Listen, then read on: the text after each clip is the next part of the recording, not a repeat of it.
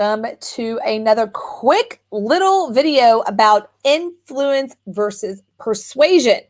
I just got an interview done on a podcast, and he asked a really great question, which is, Heather, what's the difference between influence and persuasion? That was such a good question with the word influence running around. And I teach the elements of how to influence others. People are always like, what? I don't understand what influence means. That means manipulate. Does that mean sell? Does that mean control? Like, what actually is influence? And so I'm going to kind of break down for you a little bit what actually influence is. And I absolutely love to talk about influence from a perspective of dating and relationships because it's just so much easier. So, but before I go into that, I'm going to talk to you about, I'm going to use your example of McDonald's. The art of influence, the thing that I talk about is being omnipresent everywhere all the time. How do you get your message out there everywhere all the time? How are you consistently out there without just paying ads everywhere? McDonald's is a great point of that. McDonald's has been branding and marketing nonstop as long as I remember. Now imagine if McDonald's just all of a sudden stopped.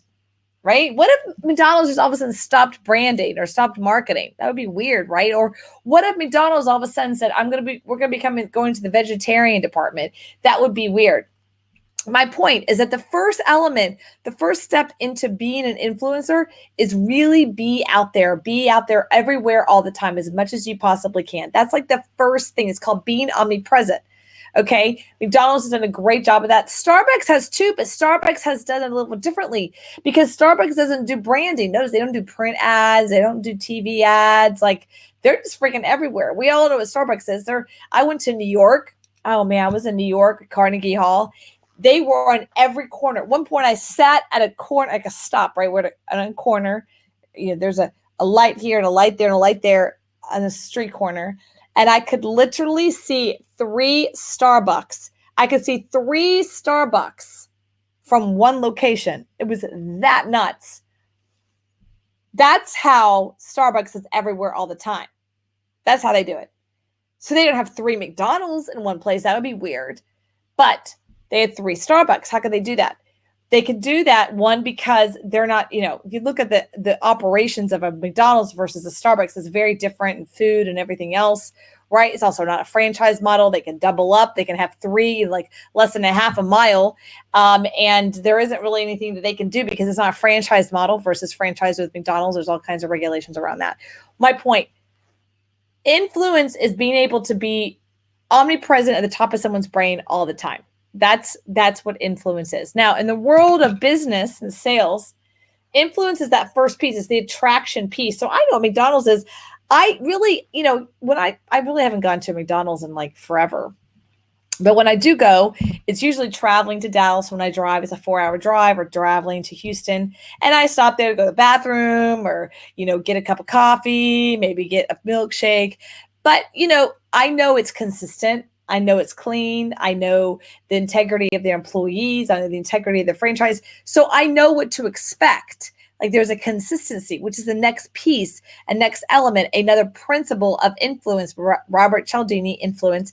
He talks about the principles of influence. And one of them is the commitment and consistency. I know when I walk into a McDonald's what to expect. In fact, I would say boldly that McDonald's has more of a commitment and consistency than Starbucks. I can walk into one Starbucks in Waco, Texas versus one in New York and get different answers. In fact, I did that in New York. So here in Starbucks, Texas, if I go to Starbucks and I have already gone there that day and I got myself a whatever latte and I still have the cup, I can walk in and I'm a gold member and I get that either free or, 50%. It was usually free because refills are 50%. I went to that in New York. They're like, we don't do that at this store. And I'm like, aren't you a Starbucks? They're like, yeah, but this store we don't. Maybe that store. They're the same Starbucks. That's one thing about Starbucks they're not very commitment and consistency on that I don't think they're very good at. Franchises and McDonald's are. So my point, what's between influence and persuasion? Influence is the dating, right? So in the world of dating, you might meet someone at a bar, restaurant, and you might connect with them, but you might not fall in love with them. You're not going to ask them to marry you, right? You're not going to get the commitment, of marriage down here, or even maybe you might sleep with, most dating waits a little bit before they commit to sleeping together. That's kind of a sales cold call there, sales. All right. But usually it's a dating process, getting to know someone, being around them, and then you potentially sleep with them, have a sexual encounter, date them over time, and then choose to marry them over here. Okay. So that's the process. That's the persuasion. Persuasion is be my girlfriend, be my boyfriend, sleep with me. That's the persuasion piece. Or marry me. That's the persuasion. That's the conversion, right? Part of that process of the persuasion is influencing them along the way. Meet me for a drink. Let's go to dinner. Let's go to a concert. All right, let's sleep together. Yeah, that's the influence piece to track that process. So it's really a two-step process. There's the influence piece, and then there's the conversion piece. There's the influence piece, and there's a persuasion piece to persuade them to do an action, to commit. We call that in some places enroll and register, which is a landmark term. In a landmark, they call that enroll, which is an attraction, a conversation, get them inspired, get them to liking you, trusting you, knowing you. And then the registration is the sales tactic. It's the sales action. It's filling out the form, giving you money. It's the getting the ring and saying yes. It's the action of sleeping together. It's the action of the commitment. Right. So when you're in that process of sales, when you're in that process of truly taking your business to the next level, you want to make sure you're separating those pieces out between influence and persuasion. Right. That's really critical. So I hope that this has been helpful to you. If you like me, don't like me, comment below. Heather Haywood, check me out on heatherhaywood.com across all my Twitter feed, YouTube, Instagram. Check me out at heatherhaywood.com, and you can comment below. And this is Heather Haywood, and I hope this has been helpful. Influence versus persuasion. Bye for now.